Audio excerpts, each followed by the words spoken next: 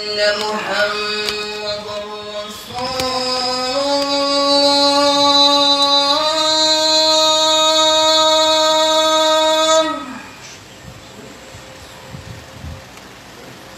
أشهد أن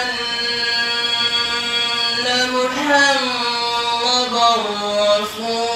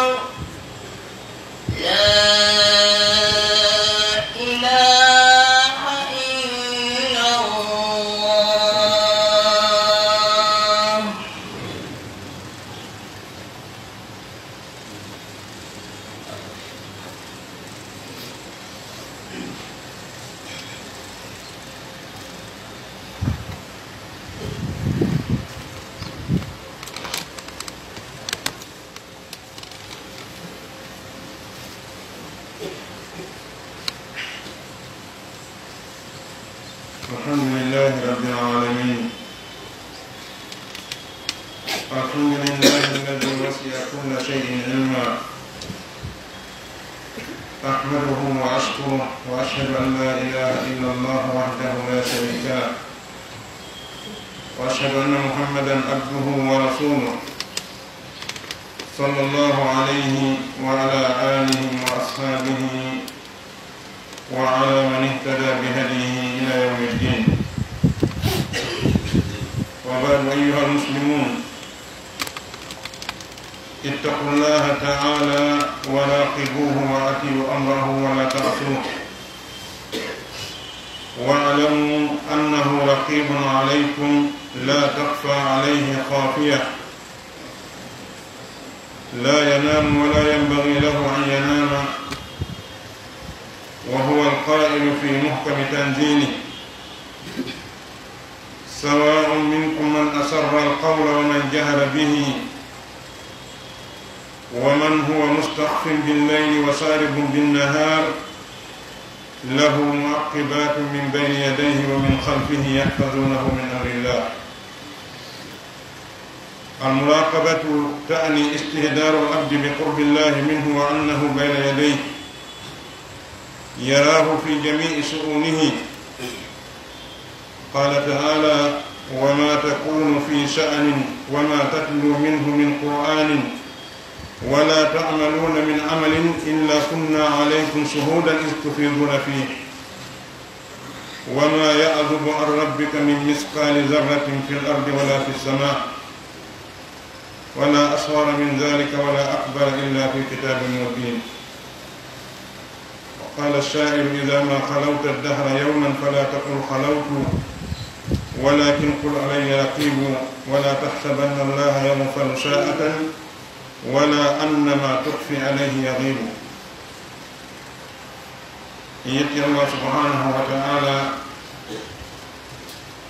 تبلغين ووجين يملئ يتمو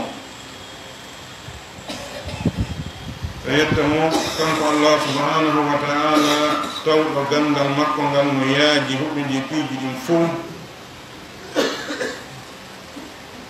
سيدو على رمتين اي غونغا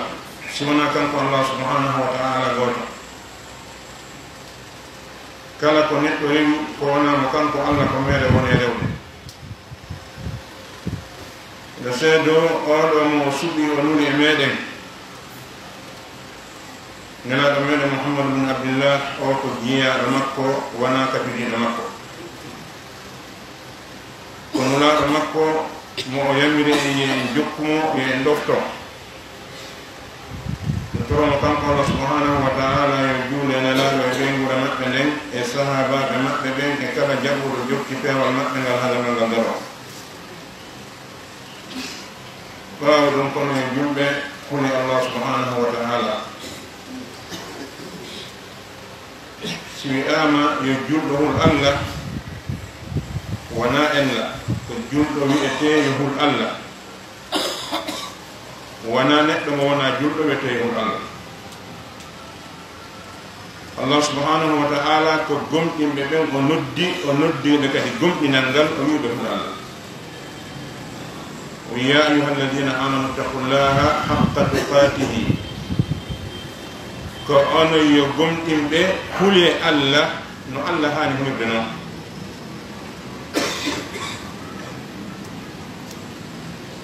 هاي نو هانا نندم يوتي دغول الله سبحانه وتعالى يوتي دغول مو بمعنى كو يكي تغول أندا o wedditakima o accirama hoore maɗa o yejjitaki maɗa yewtindemo kanko Allah subhanahu wa ta'ala ɗoftoɗo yamiroje makko ɗe wata o yeddumo ande kanko Allah subhanahu wa ta'ala ko o ƴeewowo goto kala e meɗen e nokku kala makko o woni suuɗanakimo kanko Allah subhanahu wa ta'ala ko suuɗa o ɗanatako hanaka o ɗano ko kanko subhanahu wa ta'ala wi ka deftere makko teddude sawa'un minkum man asarra alqawla wa man jahara bihi no fota e moɗon ka gandal Allah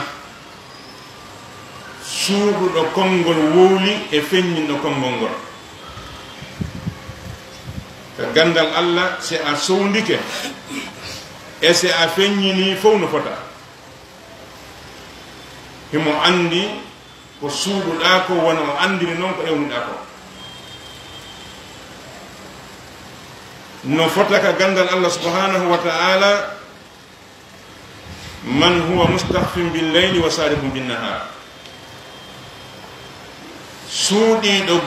golli mun ɗen jemma e tawiɗo wadde ñalonon kote Allah subhanahu wa ta'ala si tawi ko kanko wonɗa e suuɗade ta accu ha niɓɓa ko waɗi siko ñalorma waɗɗa siko jemma waɗɗa sika ka hakkude marché ɗo waɗɗa si a suuɗoy waɗɗa fof kanko ka gandal makko ko gotum himo nandema himo sutima o wi lahu ay lillahi muaqibat min bayni yadayhi wa min khalfihi Allah non mari jokkitoɓe ma an neɗɗo on himo mari iwruɓe ɓawo ma e yeeso maɗa kala konngol ngol tuttuɗa ɓe winday kala fewjore nde fewjuɗa ɓe winday kala eɓɓore nde eɓɓuɗa heɓe andi kala gollal ngal golluɗa kadi ɓe winday ko janfotoɗa ko yimɓe ɓe wonduɗa ɓen amma hakkunde ma e Allah wawa janfade hay goto ko janfotoɗa ko hoorema sabu so a wowlika ka deftere ma golle ɓe windata si a huwi ka deftere ma golle ɓe windata idan ko an waɗi ko an kadi hettata sino moƴƴi ko an jeeyi sino boni ko an jeeyi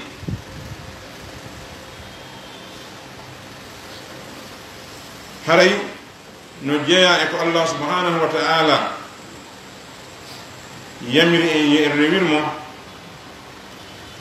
ko tawata kon hande ko ɓuri ɗuuɓude e julɓe ɓen no jarrigora andugol Allah ka kuuɗe kene yankoje ronka mo andude ka ɓernde golleji ɗin kanko Allah subhanahu wa ta'ala o senduɗi o waɗi goɗɗi ka ɓernde goɗɗi ka kene mana tere ma yaasije ɗen no mari ko gollata e nder diina kan ɓernde ma nden no mari ko gollata e nder diina maɗa kan si a golliri tere yaasije ɗen tum a gollirali ɓernde nden ɗum nafata hay pus ko ɗo ɓe wi qimatul mar'i bi sifatihi la bi zatihi valeur neɗɗo on ko sifa makko on wona darde makko nden ko soomuɗa ka ɓernde ma kon e moƴƴi ko ɗi wonma wona ko feññinɗa kon ka kene ko soomuɗa ka ɓernde ma kon e bonɗi ko ɗi wonma wona ko feññinanɗa yimɓe ɓen kon idan haray ko wiyete ko muraqaba jaɓɓugol allah subhanahu wa ta'ala himo sutima nokku wo ka wonɗa himo nandema kala o ko wownuɗa ɗum ala jemma e ñalorma ala suudu ala yaasi ala hakkunde yimɓe ala weddagol kala no alhaali o woniri ka zamanu o woni e nokkure nden kanko subhanahu wa ta'ala ɗum sanzantama no hananma an neɗɗo julɗo on ya a jaɓu hooloɗa fellita allah subhanahu wa ta'ala no ɓattima himo wondi e maɗa hiɗa yeeso makko wona ɓaawo makko wonɗa dey wona si a golli o humpite ko golluɗa ko balde hiɗa golla haray mo humpite hiɗa gollude nde hiɗa wowloy mo andi ko wonɗa wowlude ko wona nde wowluɗa gaynuɗa ko wowluɗa ko naɓantemo wona nde golluɗa gaynuɗa ko golluɗa ko naɓante allah jaɓu hooloɗa kanko subhanahu wa ta'ala himo rentuma e alhaaliji mara ɗin fuu ko ɗum o wi'i wama takunu fi sha'anin wama tatlu minhu min qur'anin wala ta'maluna min amalin illa kunna alaykum shuhudan iz tufiduna fihi anne laaɗo a wonta e fiyake mawɗo a jangata alqur'ana tippiɗo fi on fiyake ɗon onon mofteɗen on gollata golle wo golle si wona menen allah min wonay e dow mum komin tawaɓe illa kunna alaykum shuhudan komin tawaɓe sanga hombo is tufiduna fi fewdo fuɗɗo ɗon golle ɗe wonande golluɗon ha muɗi ɗon min tawete wonande golluɗon ha gayni ɗon min tawete ko is tufiduna fi sanga fuɗɗotoɗa konngol ngol himo tawa sanga fuɗɗotoɗa golle ɗen himo tawa o wi wama ya'zubu an rabbika min mithqali dharratin fi l ardi wala fi sama suuɗanaki joomi ma wirnanaki mo ko foti e gabbel zarra si hunde sewi ha nde foti e teddendi zarra haraka ka leydi nde woni maka kammunde suuɗanaki allah o wi wala asghara min dhalika wala akbara illa fi kitabin mubin si fanɗi ha ɓuri zarra fanɗude janɗi ɓuri ɗum ɓayno jeeya e sifaji men ene yimɓe ɓen si fanɗi ha e yiyata si janɗi ha e yiyata fof awa ɓayno hiɗen sikka enen hara ɓay fanɗi yiyatake fof on to sikka si fanɗi ni yiyatake ma si janɗi ha ko goɗɗum e mo yiyato ɗuma yiyata ko ɗum kaka ma an e ka minnaka allah ka allah no fanɗinirɗa o mo suti no janɗinirɗa o mo suti fof kadi nde wotere ko enen tawata si hunde janɗi ha e yiyatande fof nde wotere ko seeɗa meɗe yiyete idan sha'ir o wi ida ma halawta dahra yawman fala taqul halawtu walakin qul alayya raqib si yahi ñande goo e gurdam maɗan a yahi ha a woni an tum wata wi ko an tu woni ɗon de wona an tu wi'u yimɓe ɓen ko an tu woni ɗon kono wona an tu woni ɗon hiɗa wawi sertude e yimɓe ɓe wonduɗa ɓe wona an tum kono a wonta an tum mana a wonataka allah wonda e ma ka gandal makko a wonataka allah itta malaikaɓe jokkuɓe men o windude ko wonɗa e wadde ko siɗa deƴƴi ala e wowlude ɓe deƴƴi ala e gollude ɓe deƴƴini sabbi ma sanga wo memminiɗa wuluɗa goɗɗum ɓe winde siɗa ɗani ɓe ɗanaki siɗa wedditi ɓe wedditaki kala no wonirɗa kamɓe ko amɓe aynina ɓe mara golle ɓe yata ñamugol ɓe yata hurgo ɓe yata fi hay fus golle maɓɓe ɗen ko puttinagol ma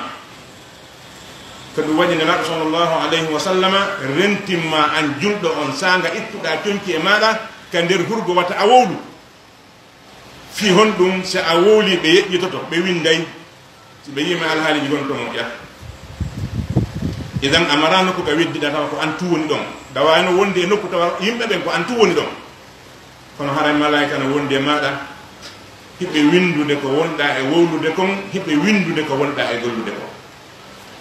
ko wowlata ko na a wiyata ɓe no moƴƴi wona a wiyata ɓe no boni ko wonɗa e wadde kon kadi na a wiyata ɗum kamɓe ɓe sendiri ko moƴƴi e ko boni allah wi inna alaykum la hafidina kiraman katibina yalamuna ay yufarriqun ma tafalun so a wowli konngol na an innata ɓe ngolɗo ko moƴƴol ni windanirangol baraji hiɓe andi ko honɗum woni konngol moƴƴe ɓayi baraji ɗi so a huuwi kuuɗe nawata ɗeɗo ko bonɗe windere bakkar kamɓe ɓe andi kono windere bakkar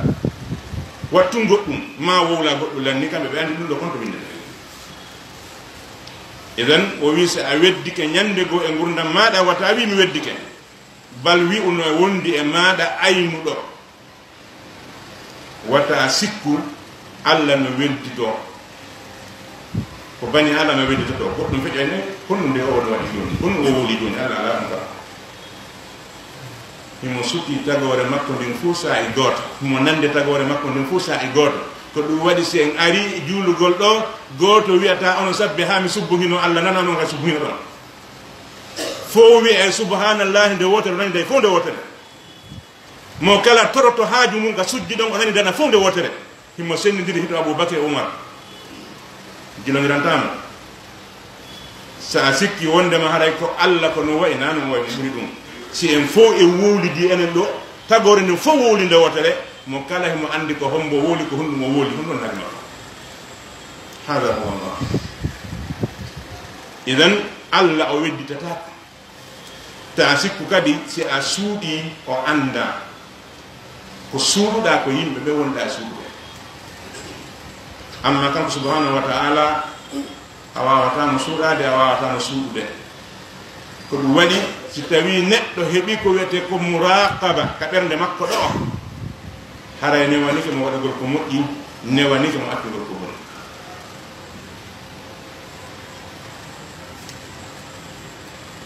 ibadallah yaqulu nabiyu sallallahu alayhi wa sallam الإحسان أن تعبد الله كأنك تراه فإن لم تكن تراه فإنه يراك وقد أوصى أصحابه بمراقبة الله والخوف منه قال أبو ذر رضي الله عنه أوصاني خليلي صلى الله عليه وسلم أن أخشى الله كأني أراه فإن لم أكن أراه فإنه يراني وأوصى رجلا فقال له صل صلاة مودي فإنك إن كنت لا تراه فإنه يراك يا بأن نبي صلى الله عليه وسلم بما كان في أو مراقبة كدبه muraqaba on no ka waɗugol no ka accugol ka gollugol ma golle ɗen sen daari e martabaji islamu ɗin tati e toɓɓe mum ɗen 11 ko hombo woni martaba ɓurɗo towde on mo tawata sa hewti goɗɗum ala ka watte al insan nde jibril alayhi salam arkanelaɗo sallllahu alayhi wa sallam ko ari ko irritana golɓe yeeso sahaba ɓe fiyoɓe andu ko ɗum ɗo woni diina kan o landiɓe fi islamu ɓe maaki piiji ɗin joyi o landiɓe fi iman ɓe maaki piiji ɗin jeego o landiɓe fi ihsan ɓe maaki hunde wotere ɓaawo ihsanu kon o landiɓe ko fiika golle ɗe yoɓete ton hande kadi nafi golle ko ɗum holli al ihsanu a'la martaba min maratib islam heddaki ko waɗe ɓaawo ɗum ɗon so a golli tugal islamu ɗen a gomɗini gomɗinteji ɗi jeego hande kadi hunde heddanakima sina ihsan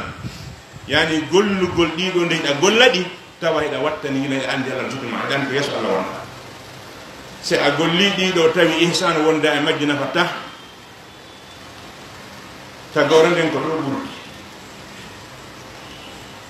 fo ari juuli juma goto watta darɗe tati mo waɗi darɗe tati si o falju tambere nde yoɓataki si o tewi julde makko nde boni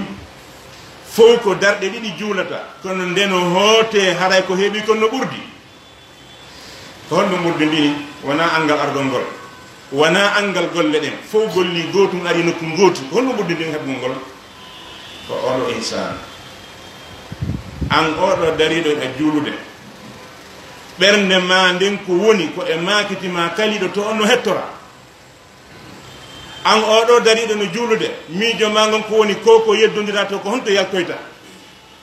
e an oɗo dariɗo no juulude hiɗa miiji ñande waaliɗa ta qabru maɗa si a landama ko honɗum jabotoɗa ko ɗo yimɓe ɓen ɓurdi yimɓe ɓen ko ɗo ɓurdi honto wonɗa ka nder julde honto ɓernde ma nde woni an hiɗa ka juulirde na ella fof no ka juulirde kono ɓernde ma nde ruuhu julde maɗa nden ko honto woni goɗɗo no daro ɗo juula darɗe ɗiɗi juma o yalta hara ko fure o jogii mana ko ɓanndu ndu mara ruuhu o jogii julde nde mara husu julde nde mara husu ko ɓanndu ndu mara ruuhu ko marɗa ko waɗa ruuhu gol bolonda wallelami hakkoya maratake su idan si tawi haqqille maɗa ɗen e fondement ngon wona e subbu hinanduɗi ɗi wowlataɗi wona e qur'ana mo janggata on wona e nokku ka wonɗa e yahude tuma ko e o adna ɗo oɗo gollirtake ka julde sa fi miijoteke fi probléme ji ma adna ɗin ka nder julde maɗa a bonni baraji julde maɗa nde wonne laɗo sallllahu alayhi wa sallam ɓe maaki goɗɗo no naata e julde o habbira o wona ha yalti tawa ko jeenaɗal julde nden o mari goɗɗo goo naata o habbira o wona toon ha o yalta ko jettaɓal ngal ɓe kontine noon ha ɓe maaki goɗɗo no naata ka nder julde muɗum o yalta hara ko sifa hunde o windanaka baraji naaru ku o woni o waɗali wona sujuudu wona fi o turaki naati o ɓantaki naati o jooɗaki naati o ummaki ko honɗum o waɗi ko ɓernde makko nde woni wona ka julde makko woni wona fi allah nde woni idan ko ɗum ɓe maaki al ihsanu an tabuda allaha ka annaka tarahu ko woni moƴƴingol ngol moƴƴingol on moƴƴingol dewal ngal wonda e wadde ngal moƴƴingol julde nden moƴƴingol jantore maɗa nden moƴƴingol janngugol ma alqur'ana ngol moƴƴingol ma waɗgol ma sadaka ngol al ihsanu fi kulli shay an tabuda allaha ka annaka tarahu ko ya waɗi golle ɗen fewnode golletaɗe tawa hiɗa warrude ɗo wasi tawiɗa sukki allah no woodi yimɓe nulayɓe e allah so ɓe annda allah no nande ɓe annda himo suki ɓe nula e makko nde ɓe toromo ɓe wowlira wasi tawi na wonɗo ɗum ɓe no wowlande ɓe wowlira wasi tawi ko ɓe nuli yottinoye e makko so ɓe annda allah no nande ɓe ɗon ɓe annda allah no suki ɓe ɗon neɗɗo mo tawi ko ni alhaali muɗum wayi e jaɓuɗo on ko yeeso allah o woni o mo woni e wowlande no nande himo sutti alhaali ma mo darda ko honno wowɗa himo andi ko honno waɗa ɓeyɗo ɗiɗo wona ɓe alhaali goto idan nelaɗo sallllahu alayhi wa sallam ko ɗum ɗo waɗi so ɓe wasiyi sahabaɓe maɓɓe ɓen ƴewtindagol allah subhanahu wa ta'ala e hulgol allah abou dardin o wi radiallahu anhu o wi jiɗo an on wasiyikelan yani nelaɗo sallllahu alayhi wa sallam ɓe wasinkelayo mi hul allah mi huliramo si mo rentimo en andi pellet mo rentuɗa no hulirtamo noon e mo a renta no hulirtamo no nagotum landoɗen gollanoɓe yimɓe ɓen si patron mana ka dambugal no neɗorɗa non no wattiranta ilando no sugirta ko wowlano e si o welti o yeehi wona gotum honno sendi ɗa hay ɗa rentimo ɗa o yeehi ko ɗum waɗi so tawi ma piiji goo a maƴay idan hulgol mo rentuɗa ema renta wona gotum o wi o yammirila yomi hul allah wasmi ɗo rentimo ɓe wasiyi gorko ñande ko kamɓe nelaɗo sallllahu alayhi wa sallam ɓe maaki nde hiɗa juula juulu julde wonɗo e waynaade e mana juulu julde mo juulidata julde goo ɓaawo nden ɗo so tawi nde juuluɗaa o a waɗi ko nden ɗo woni sakkitode julde ma e gurdam maɗa ɗam nde moƴƴe ga nde moƴƴe pellet nde moƴƴe sa hooli pellet o juma ɗo so a juuli oɗo hannde a tañƴanaki tawtude jume gurdam maɗa ɗam so a darike on juma ɗon hakkilmaki naaka taraw yahata ko yahata toon ko honɗum wonata est ce que golle maɗe jaɓama est ce que a maloyey ko ɗum wonta hakkilma ko ɗum wonta miijo maga ɗum wonta ande maɗa nde kono so tawiɗa hooli juma ara o tawete ay toy o tawete arata wani haɗa julde ɗo kadi juma haji ma wonta e wattanoyde idan ɓe maaki juulu julde wonɗo e waynade ko waɗi si an a sutaki allah awa andu allah m sutima وقد دل القرآن العظيم على أن الله مطلع وراقب وشاهد ومحيط بكل شيء وهو معكم أينما كنتم قال تعالى ما يكون من نجوى ثلاثة إلا هو رابعهم ولا خمسة إلا هو سادسهم ولا أدنى من ذلك ولا أكثر إلا هو معهم أينما كانوا ثم ينبئهم بما عملوا يوم القيامة. القرآن تندني أن هم بتي وندما Allah no ƴellitagol bi maana ka o woni ɗon mo sutima ka wonɗa ɗo himo wattani kadi yila e ko wonɗa e wadde kon goɗɗo no wona hara mo sutima kono o watta ila ko wonɗa wadde kon sutagol ma ngol ko goɗɗum goo wattangol yila e ko wonɗa e wadde kon kadi ko goɗɗum goo ɗum ɗo woni farqu bara ittila'i wal muraqaba himo ƴelliti fi maɗa himo andi ka wonɗa ɗo mo sutima himo wattani yila kadi ko wonɗa wadde kon himo tawa mo huɓɓindi kadi ɗum ɗo o wi kanko subhanahu wa ta'ala o wi wonata sowdodiroɓe tato fi honno fuɗɗi ka tato ɗo buy e janngoɓe qur'an halangeɓe wattantede ɗi pi fi honɗum o fuɗɗi ka tato o fuɗɗaki kadi ɗo est ce que si to enen toñide sownodire townire fi on nde yimɓe ɗiɗo no sownodira wona noɗuma ɓe woni suuɗude ka joni noon fuɗɗagol suuɗu ɗon no wila tato sikko en ɗiɗo petten sownotako e wole par ce que alama ɗo nande ɗum waɗi so ƴetti ka tato o wi wonta sowdodiroɓe immorde e tato bi mana ɗiɗo suuɗata ko goto wowla sina kanko allah ko ona yeru maɓɓe nayo watta ɗum sina ko jooɓo maɓɓe jeego watta ɗum sina ko jeɗɗaɓo maɓɓe ɓuri ɗum watta ɗuɗude ɓuri ɗum fande watta sina himo wondi e maɓɓe wondigal hongal ma iya ilmi gandal makko ngal no wondi e maɓɓe si ɓe wowli himo nande si ɓe waɗi himo sutti himo anduno kadi ɓe wowlay ɗum ɓe waɗay ɗum aɗo ɓe wolde ɗum ɓe waɗa ɗum ko hulɓini ko wona ko tawa ɗo ko sakkite e aya on ko summa yunabbi'uhum bima amilu yawma alqiyama aroya yawma alqiyama o darne ma o yeeto ma ko wowlunoɗa kon ndiya ñande ko suuɗino ɗon kon gundiɗo yo on waɗu ɓeeɗa ko suuɗino ɗon haldu ɗon koy yo on janfo ɓe halduno ɗon ɓe yo yahu waron ko suuɗino ɗon waɗɗon kon o nodda on o wiya ko onon wanno hunde kaari summa yunabbi'uhum bima amilu yawma alqiyama o darna on nun o yeeto on ko ono wanno ɗum ɗo si o yeddi seedeji ɗi ngare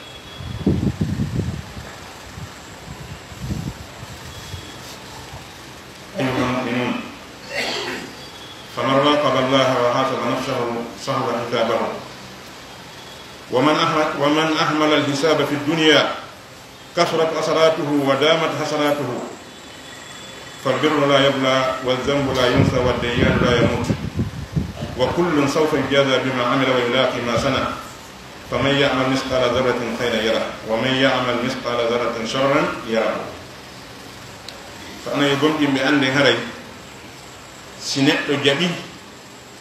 واتن دي لحق نمكوي الله o jaɓi si tawi kanko o sutora allah ɗe gite makko ɗo ɗiɗi kono allah kan no sutimo si neɗɗo jaɓi ɗum ɗo o golliri ɗum ɗo hasgore makko nden newoto fi honɗum o hasde hoore makko o wa'ata sa jaɓi allah no sutima ngayna teeri Allah ndin a wattani wa ngayna teeri woɓɓe goo ka hoore laawol ɗo donc andi mission waɗe ɗo doginoɓe motoji ɓen ɓe itte kaske humko waɗa lega ha ɓe ɓatto ka aynoɓe woni ɗon ɓe ƴetta kum waɗa ka hoore ɓe feƴƴiɗo ɓe itta kum kadi woɓɓe ko ni wondiri e Allah hiɓe sikka Allah ka karefuji du woni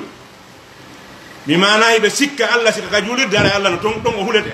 kono si ɓe yaltiɓe yahi ka marché ka bardi ka nokkeli heddiɗi Allah rentaɓe toon Allah naka julirde tu woni wattu kaske ma on ka julirde wattama ka bardi sa yehi wattumo kala ka yaaɗa ɗo na police lagina noon de kala ka yaaɗa caméra makko no suddima mo remde ma a wawata mo suuɗade idan ɓorno kaske ma on kala ka yaaɗa Allah kan ko suddima idan si tawi neɗɗo o weltilike hasbugol hoore mum ko adna ɗo falje makko ɗen ɗuuɗay ninsa makko ɗen duumoyo yawma qiyama haray Allah subhanahu wa ta'ala o yoɓay gooto kala e yimɓe ɓen ko o golli kon gooto gollanta goɗɗo man amila salihan fa li nafsihi wa man asaa fa alayha so a wowli ko moƴƴi ma a golli ko moƴƴi ko an jeeyi wona bolonda ma an wona yimɓe leydi maɗa ndin ko an so a fewji fewjore bonde nde artata e hoore goɗɗo sina e hoore ma wala yahiqul makru sayyi'u illa bi ahli ko waɗi joddini ko an jeeyi kala fewjore nde fewjula siko moƴƴere ayɓe baraji siko bonde bakkatu mayre on kadi ko an jeeyi ko mo lorruɗa mo golli ko foti e zarra moƴƴere Allah wi o yi'e mo golli ko foti e zarra bone Allah wi o yi'e ko kanko jeeyi idan ɓay ko an jeeyi seɗa faala moƴƴi seɗa faala moƴƴi ta sikku do se a waɗi ko boni ko yimɓe ɓe wonɗa e wadde no wawi hewtaɓe goyi kono bakkatu on ko awindante joddini ko an hendoto siko yiita ɗum yoɓoyte ko an nattange siko aljanna kadi yoɓoyte ko an nattan idan eto wattana ila hoore maɗa anda bani adama on ko fii hoore makko woni pour kadi nafi goɗɗo ɗo won qawli hada wa sallallahu alaihi wa sallam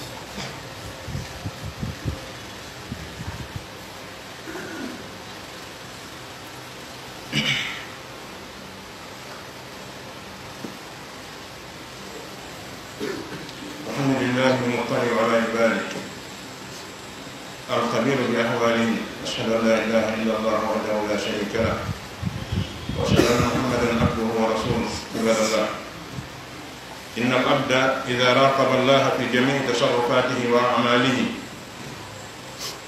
ابتعد عن المعاصي لأنه علم وتيقن بابتلاء الله على ظاهره وباطنه وعلى سره ونجواه فهو ناظر وسامع ولأعماله مسلم ومجادل ومع ذلك كله جعل ملائكة يكتبون أقوالهم وأعمالهم ثم يشهدون عليهم يوم القيامة ثم يوم القيامة يقرأ العبد ما كتبه الحفظ عليه وكل إنسان ألزمناه طائره في عنقه ونخرج له يوم القيامة كتابا يلقاه منشورا اقرأ كتابك كفى بنفسك اليوم عليك حسيبا yetti Allah subhanahu wa ta'ala tawdo mo jelliti e dow jiyaade makko ben mo humpiti alhaaliji mabɓe ɗi o seeɗanomo gotanka ko makko ngum toromo juuɗe nela sallllahu alayhi wa sallam e ɓengol maɓɓe ɗen e sahabaɗo maɓɓe sallam jiyaaɓe Allah anden haray neɗɗo wo neɗɗo si tawi o wattani yila o jaɓi o hoolike wonde Allah no sukkimo kala ka o woni e dendangal yiltodiran ɗe makko ɗen kanko neɗɗo on kala ka woniranɗa hoore maɗa kala ka yaruɗa sa jaɓi Allah subhanahu wa ta'ala no fotima himo andi golleji maɗa ɗi himo nanda hiɗo maɗa gon si a woniri ni sikke ala a woɗɗitoto ko wiyete kon geddi so yimo ko bano molto e suudu mum yaha e hôtel ma yaha e motel ma ƴetta conco suuma ɓandu mum famina ko moƴƴere wona wadata ko fiita yi e yaha bonnoya ɗum ɗo ko honɗum waɗi ɗum ko par ce que on tigi jaɓa Allah no sukkimo simo jaɓi Allah no sukkimo wata waɗi woni ɓe wi Yusuf alayhi salam ñande nde oɗo sonnajo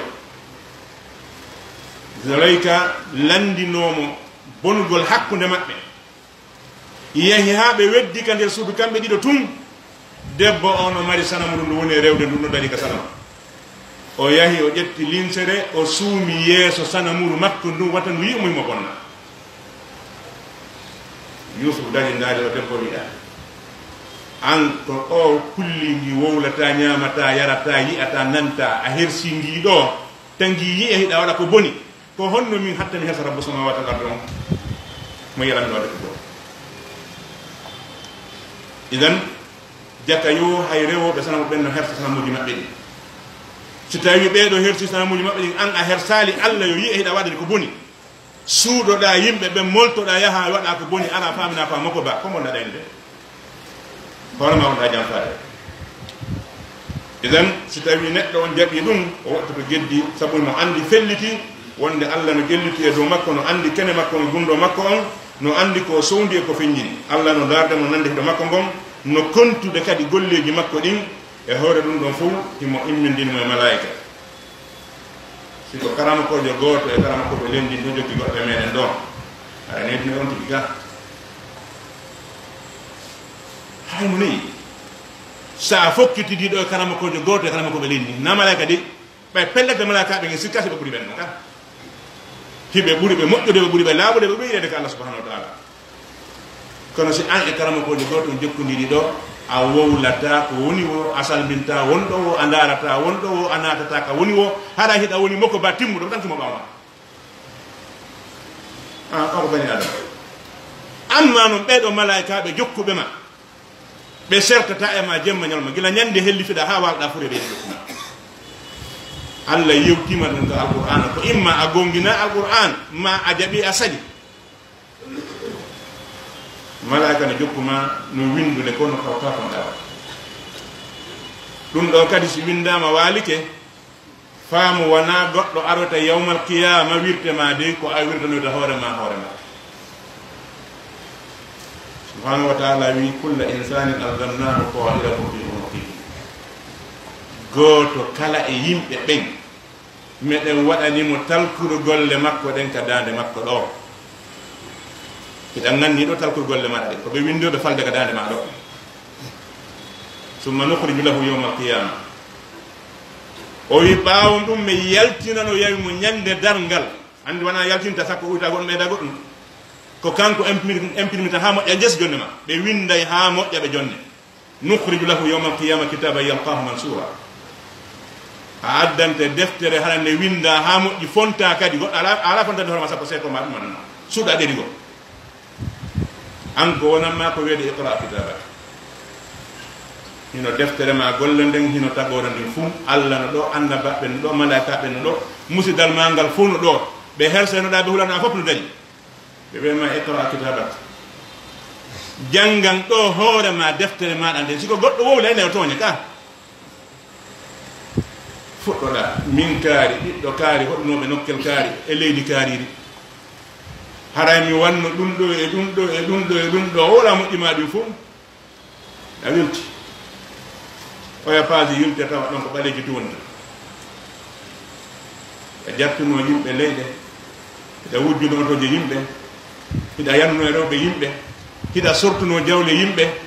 hiɗa yawloyno nokku ko dogi arta hottita toon hannde kadi kala façon bonnereji ɗi fof no windi nder toon ɗum ɗon haka jumɓirɗo o wolata ko makko ba wona ko yiyata tagore ni fof ka idan ɗon le kadi a janggay iqra kitabaka kafa bi nafsika al yawma alayka hasiba janggan hoorema deftere maɗa nden a yonani hoorema hasbowo hoorema idan ko ɗo neɗɗo on gaɗay ha gaɗa tawa o wawata wulude tawale ko ma wule o yedda o wiya ɗum ɗo wona min few min mi ƴettata ɗum ɗo komo windu mi waɗa mi tooña tere makko ɗen ara noppi ɗi wowla juɗɗe wowla koɗɗe wowla kala ko wonnuɗa e wadde kon kala ka yanuɗa kala ko suuɗunoɗa golluɗa tere maɗe wonduɗa ɗen tere ɓandu maɗa ɗum al yawma nahtimu ala afwahihim wa tukallimuna aydihim wa tashhadu arjuluhum bima kanu yaksibun hande min notay kunduɗe maɓɓe ɗen koɗo satti fo wiya ɗum ɗo ko honɗum ni wiya wona kañum ni few ko wawi wadde ɗum amma tere heddi jaɓata ɗum koɗo ko notete juuɗe maɗe wowla koƴƴen seeɗo tukallimuna aydihim wa tashhadu arjuluhum ko junngo ngo wimi wanno wo koyngal ngal wiye ko gonga jungo ngo wi me yana wo koyngal wiye ko gonga ha neɗɗo laaluli julodi ndima so hikma alayhi neɗɗo lando tere mun ɗen ene ko honɗum wonɗa wolande hoore meɗen ɗan enen ko sumoyta ande aw kenge probléme qalu antaqana Allah alladi antaqa kulla shay menen kadi na menen ko Allah wowlinni men wowlindo piiji ɗin fof on wowlindo ko micro hun ɗo ko wara wonki o wolno e jungo ma ngo mara wonki ngon kadi idan neɗɗo eño jaɓu to hoore makko woni kurkanade so a waɗi ko moƴƴi ko hoore ma waɗanɗa so a waɗi ko boni ko hoore ma waɗanɗa wata amma ko e ko goɗɗo woni wadde e bone sina taw ko makonde yulmede tawa ko firentingol mo fiyiɗangol mo heɓugol moƴƴere taw ko ɗum makinirma amma si ko fi ko ta o lorra e mako mo ta ɗum mapine ko hoore makko ne lorrude so o fewji ko boni ko kanko jeeyi so o golli ko boni kanko jeeyi kala ko o wowli ko boni ko kanko jeeyi ko e makko hootata kanko bañi adama on wona e hoore goɗɗo o kala ko nene kanko sanani ko علينا انك انت التواب الرحيم اللهم ارنا الحق وارزقنا اتباعه وارنا الباطل وارزقنا اجتنابه برحمتك يا ارحم الراحمين اللهم حبب الينا الايمان وزينه في قلوبنا وكفر الكفر والعصيان واجعلنا اللهم من الراشدين برحمتك يا ارحم الراحمين اللهم افتح مفاتيح قلوبنا لذكرك وارزقنا طاعتك وطاعة رسولك وعملا بكتابك اللهم اقسم لنا من خشيتك ما تحول به بيننا وبين معصيتك ومن طاعتك ما تبلغنا به جنتك ومن اليقين ما تهون به علينا مصائب الدنيا ومتعنا اللهم باسماعنا وابصارنا وقواتنا ابدا ما احييتنا واجعل ثارنا على من ظلمنا اللهم اجعل ثارنا على من ظلمنا اللهم اجعل ثارنا على من ظلمنا وانصرنا على من عادانا اللهم انصرنا على من عادانا ولا تجعل الدنيا اكبر همنا ولا مبلغ علمنا ولا تسلط علينا بذنوبنا ولا يخافك ولا يرحمنا برحمتك يا ارحم الراحمين اللهم لا تدع لنا في مقامنا هذا ذنبا الا غفرته ولا هما الا فرجته ولا مريضا الا شفيته ولا جاهلا الا علمته ولا ضالا الا هديته ولا فقيرا الا اغنيته ولا حاجه من حوائج الدنيا والاخره لك فيها رضا ولنا فيها صلاح إلا أعنتنا بقضائها ويسرتها برحمتك يا أرحم الراحمين اللهم نسألك بأسمائك الحسنى وبصفاتك الأولى وبكلماتك التامة أن تبدل أسرنا يسرا اللهم بدل أسرنا يسرا اللهم بدل أسرنا يسرا اللهم بدل ضعفنا قوة برحمتك يا ارحم الراحمين اللهم اغفر لنا ولآبائنا وأمهاتنا ولأرحامنا اللهم اغفر لأسلافنا وأخواتنا ولمن سبقنا بالإيمان اللهم من أحييته منا فأحيا الإسلام ومن توفيته منا فتوفه على الإيمان واغفر للمسلمين والمسلمات والأحياء والأموات برحمتك يا ارحم الراحمين اللهم صل على محمد وعلى آل محمد كما صليت على إبراهيم وعلى آل إبراهيم إنك حميد مجيد وبارك على محمد وعلى آل محمد